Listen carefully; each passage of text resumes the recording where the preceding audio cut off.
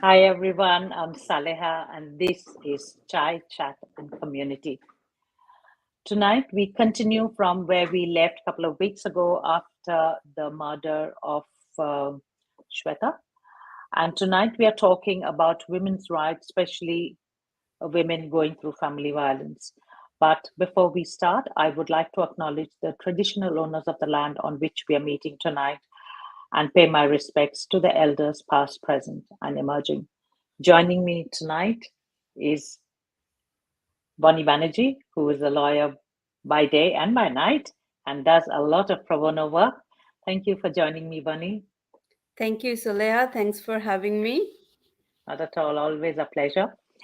So before we start and start talking about really important stuff, can you tell me something about yourself, please? Because we just met. We like met 5 minutes ago. Yes. So I'm a lawyer. I'm an Indian and an Australian lawyer.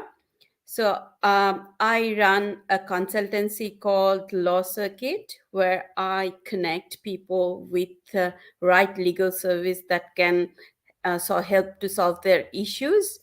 So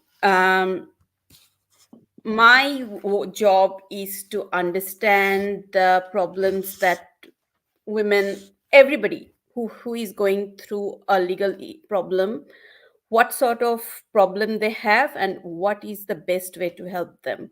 So I connect them with efficient legal services. And I'm also a lawyer who practices in wilson estate laws. Thank you. So we hear so much about family violence, not only in the Indian culture, but family violence is everywhere. So as a migrant women, many of our women don't know where to go for legal help. So what are the legal rights of a woman going through family violence? So in Australia, we try to give best help. Australia in policy has zero tolerance towards family violence. So there are uh, several kind of help which are in place to help people going through family violence. Either it's immigrant women or the Australian women. So the similar kind of help is given to everybody. For the migrant women, there are one step which is takes it further. Um, a woman who is going through family violence, who is also, her partner visa is not yet granted, they might be eligible to apply for getting a permanent residency despite their relationship breaking down with the partner who was the reason they are getting the partner visa, if they can prove they have the family violence involved in the relationship. So that is a further step from other Australian women, what the migrant women gets as a help who goes through family violence. um, Additionally, we women who goes through family violence, they can get a IVO, that's an intervention order, which are designed to protect them from the perpetrator. So mostly women who goes through these sort of scenarios, they contact the police, and police obtains those orders on their behalf, and you probably don't have to do much except from providing your story to the police, the full story. And children can also be brought into under the order to provide the protection. So these are the things, and they can also get free legal aid, which can help them taking it further to the court, get further orders for custody, for divorce, all this sort of scenario.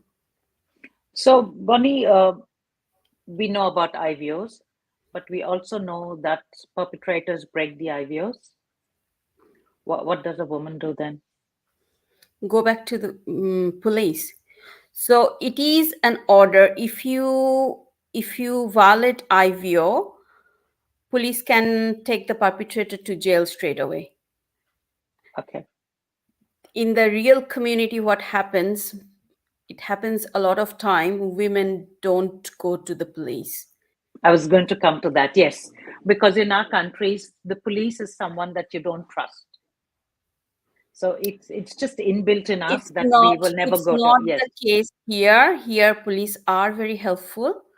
I always encourage my clients to contact police immediately.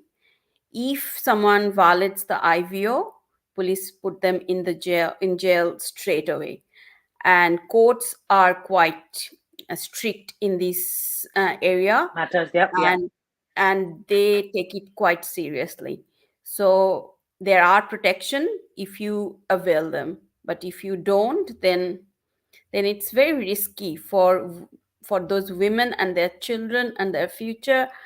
It's not worth taking that risk. I always tell my clients, if something is not right, go and get help. There are help which are available to you, and I always encourage them to get those help. Thank you. So I think this is what you just said. How effective is a restraining order when it comes to seeking protection against a violent partner? And what It is about quite children? effective. The children can be a part of, I mean, depending on the circumstances that um, what happened. Children also comes as a protected person, so they can be a part of the order. So I always encourage tell the whole story. Women often feel ashamed and scared to tell the Yeah. whole story, and that doesn't help them in any way. I always encourage my clients to go to police and tell the whole story for their best protection and the protection of their children. Okay. What does the Australian law say about family violence? You've just talked about that. Before we go to that, I just want to ask, a few years ago, I went to this council meeting, and it was for the community, and we were invited. And there were lots of police, so there were all the community leaders, and there were police, and there were people from the government and policymakers and advocates. And every table had a police.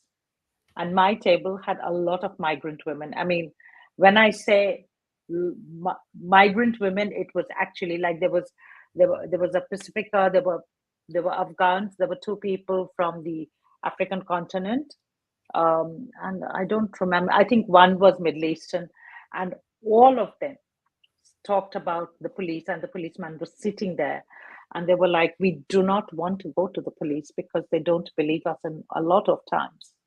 And now we are seeing a lot of multicultural policemen.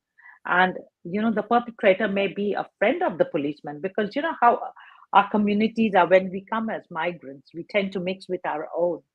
And they Yeah. were like, one of the girls, she was a Pacific, and she talked about how she complained to the police, and the police came and kept asking her if she was sure there was family violence. Another one said the police came and said, you know just make peace with your husband, and just it's okay. So that also happens. This is beginning to happen here. So what should the woman do in that case? Because we always tell people go to the police, but Yeah, yeah. Well, there are other helps as well, like Orange Door, like you know, different safe steps, organization yeah, to in touch, yeah. help women from facing family violence. I encourage them to contact them as well. They can be a very strong advocate for your rights. Where you cannot fight, they come in the picture and they fight for you. I always ask my clients to keep contact with those services, because when going through family violence, it's not easy to support yourself without this sort of help. So I always encourage them to get help. In Australia, we do have many help organizations who can help you. So I always encourage them to go and get some help and get it's better that you get as many people as you can on your side when you are Of going course. through this sort of situation. So they can vouch for you, they can provide you the things you need to come The out of that resources, yeah. relationship. Yes, they can connect you with various services which can support you going further. So it's always good. Don't isolate yourself when you are facing family violence. It's very important that you get connected with as many services as you can, talk to as many people as you can to protect yourself. So it's not going to be dependent on one policeman who, you know, thinks something in his head or her head. So there are multiple options. So don't sit, if you go to one policeman and they don't believe you, don't sit down and think that that's the end of your options. It's Yeah. not. So how does family violence affect migrant societies? Like all other societies, family violence affects everybody who comes under its catch. It's very, very sad reality of our society these days. I mean, I can't say from my experience, I can't say it's only the immigrants who face that. Even, I mean, all sort of people. Doesn't matter what background they come from, what educational background, what financial background. It people. I mean, I don't know where it's going wrong in our society, but it's everywhere. It's It's men not affecting being the able core. to yeah, men not being able to have a control on their anger. It's the And they are strength. not, with the changing society, the gender roles has changed so much. Men cannot grasp that change. Yep. women Accepting what is are happening. women are changing so fast. Men, they don't have the capability to accept that change, I guess. There could be many factors. Yep. One of the And main. it's again, Bonnie, it's not just a migrant issue. I remember last year at an International Women's Day event, we had the police, and one of them said to me that don't think it's just a migrant issue or it is South Asian issue. It is not. She said my son went to the most uh, prestigious um, private school, and she said his friends' mothers and other mothers would come in these fancy cars, four-wheel drives, and they would all have bruises which were trying so hard to cover with makeup. That's And my they are, experience and as yeah, well. there you go. That's my And this experience. is from the police. This is from the police. So it happens across. It's a malice that just doesn't stop. No, I hope someday it will. I mean, really, I hope in my lifetime it does, but who knows? I hope that too, Saleha. It's a terrible thing that's happening, and we probably need to talk about more on this. We need to. We women do have a part here, while teaching our sons how Thank to you. live. We have a bigger role to play, teach our children to respect women, Yes. which is not happening. It becomes Not only women, intergenerational. I think our, as parents, our responsibility is to teach our children respect everybody Every despite who they are, because it shows in many ways, not only violent family violence, or I mean the whole society these days is lacking respect. And most of the problems, if you go deep enough in the problem, you will see it comes from lack of respect, and only because of that. So if we become more respectful, many problems will be solved. I agree. Um, what are some of the recent policy developments that have shaped up as a national child protection and family violence framework in the government? I think we have to just make this very simple because a lot of people listening will not understand framework, will not understand policy, will Yes. not.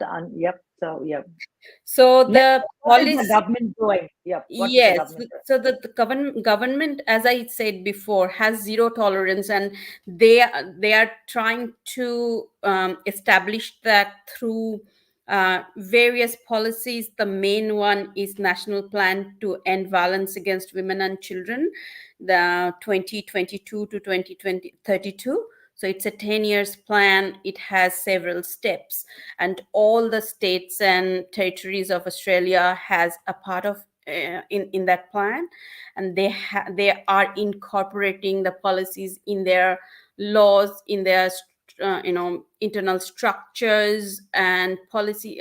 I mean, they are trying to do as much as possible policy wise to ingrain that anti-violence message in the law and policies. But it, as I said, if it is ingrained in our morale, it's not that easy to obtain that state where everything is gone. But it's a good way to start addressing that problem. So they are trying hard, but I understand they need a lot of funding to actually do a lot of difference in the system. I'm not sure that how much they have at the moment. They will need more. That's for sure. Money is always an issue, isn't it? It You is. need resources. It is very difficult because how much can people do free work? How much? And to support these women, you need a lot of money because it's happening Yeah. everywhere, as we were saying. And providing them with the safe housing, providing them with income, trying to bring them back to the workforce, because when people go through family violence, they have those women has the responsibilities of their children. they and that put the financial pressure in them, and often you found them away from the workforce. They need that system in place where they can leave their children behind to go back to yeah, workforce, and that's extremely expensive. So it's a catch 22. Like, it's not easy.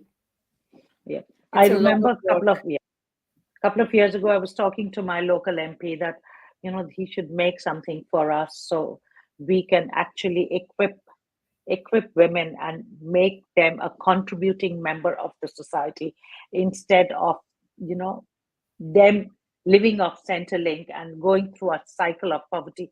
We need to in, I encourage think them, I connect think them with. Yeah, a big thing is child support. I mean, Yeah, um, absolutely. Childcare is easy, expensive. I mean, cheap, um, you know, child care is the first step to get those women back in their feet. That's the thing Ox- they need to do. Bonnie, cheap and childcare are oxymorons. I know, Childcare is not cheap. I It's know, like $170 a day in some I cases. know. That's That expensive for two people, working. I know. And that is the reason why women are going through family violence, because they are stuck with their children.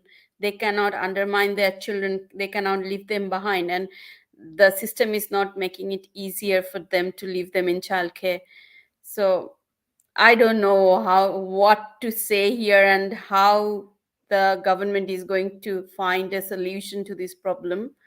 But if you sit back and think, that's the only way to get over you know this problem. I'm going to read out something. I'm going to see if I can get that. Or maybe I had written a few things that I had spoken to my local MP. And yes, so I wrote to him saying we want economic, social, and we want to encourage women, social, economic, and civil participation. And by helping them understand the Australian values, we want to run social activities so that they can integrate into the community and build their own social connection to improve cohesion and provide social support. And we have identified these barriers, and some of them is lack of social capital, exacerbated by lack of the language. And this is something that you and I were talking about, because a lot of these women do not speak English, so they have no idea where to go, I know. how to navigate. And it is really, and if they're, like you said, if they are on a partner visa, it is terrible. So, But they need you to know, know that there are ways. When you are on partner visa, there are help available. If you can prove that there are family violence, the Department of Foreign Affairs are going to help you to get your independent visa. You don't have to be so, they don't know it. yes, Women who go through, they think if they say anything they are going to lose their visa and they will be left with nothing. But that's not the case. That's where comes our, you know contribution to the society. We need to let them know that what's there available for them to avail for. It's very hard when people are going through this sort of situation, but they need to, get connected with the services who can. And I know these family violence support services, they do, you know connect them with the external affairs and help them to get their visa. So they should contact the services. thank you. So, the last question is that how are legal practitioners, how can they be more equipped to assist anyone going through family violence? you know we come back to the same problem of funding. So legal aid, I think that's the only way these women can get their legal help. And they try to help them as much as they can, but they are not enough. The normal family law practitioners who are not legal aid employees, they can contribute here, but they are not going to do it as pro bono, because when you have a lot of paying clients, not everyone is willing to, leave them and spend that time helping people who cannot pay. So if we can get more funding through legal aid to employ, there are some provisions to employ private lawyers, but they don't get paid enough, so they are often not interested in taking up those matters. So I guess that's the only way we can get. If we can get more funding, we can get more, lawyers to help those women's. But if you can't, if they don't get paid, they don't do it for long enough to help Yeah. those women. And also, there is a limit to how much people can do pro bono, Bonnie. You know, Yes, we all talk about cost of living. They also have to run their families. exactly, So, exactly. although we all say, "Oh, he should work," they should work pro bono. It doesn't happen all the time. You and I And were sorry. when especially when you are a very good lawyer, you have paying clients all the time. And these providing legal services is very much time consuming. As a lawyer, I know how much time I need to dedicate to actually help my clients. So if I don't get paid for the work, and I have clients waiting for me who can pay me to do their work, there is one time I Yeah, have to make that choice that yeah, I will leave. absolutely. Yeah, yeah, I agree. There was something very interesting that you and I talked about, which I didn't know, which is about will. Yes, Will. yes, that is a very interesting thing. I don't think many people know about that. So the women who are separated from their partners who are perpetrators, so going through family violence or those sort of scenario, if they don't have a will where they actually leave their property, their whatever they have, to a specific person, and anything happens to them, all their money can go to their partners, if they are separated, even if they are divorced. So there are Really? many things. Even if, Yes, yes, whoa, there are scenarios, even if they are divorced, those properties can go to their partners, unless there is a will which says specifically that who gets the property, who gets what. So I think this awareness, it's high time that people have this awareness, that what can happen, especially when you have children, and if anything happens to you, the children's responsibility goes to your partner. I mean, ex-partner. ex-partner, yes, and they get. I mean, under the general law of succession, your partner is the first one to claim your property. So before anyone else, they will get your property. So be aware, be very much aware that what can happen if anything happens to you. And I don't believe many people know Yeah, this I is the didn't know case. this. So yeah, we can probably do another session on the Yes, Wilson, this area, where I can talk more about what can be done, because it's very important for the absolutely. Very safety, important. Yes.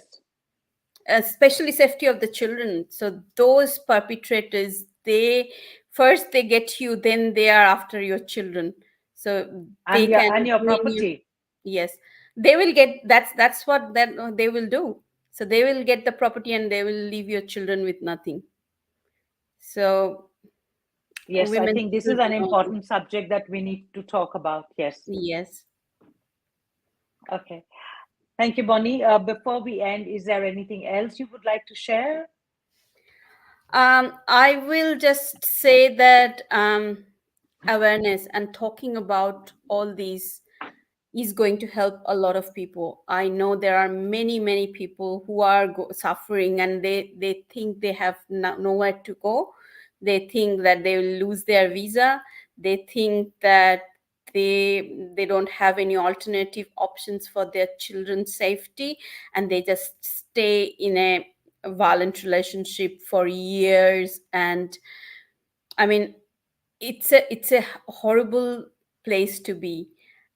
We need to let them know there are options, and they can, although there are also problems attached, but family violence is something which destroys everyone. You think you stay there for the betterment of your children, so your children, but it doesn't happen. No,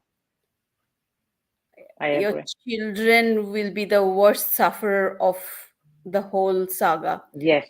So the And awareness, it has an effect. It has an effect on them in the long later term, life. Yes. lifelong effect on their development, on their self confidence, everything gets affected when they grow up in a violent family. Environment. Yes. Yeah. Thank you, Bonnie. We will talk again. Thank Yes, you sure. for a Thank very you. insightful evening. Thank Take you for care, having and me. thank you everyone for watching. Okay, bye. Thank you. Bye.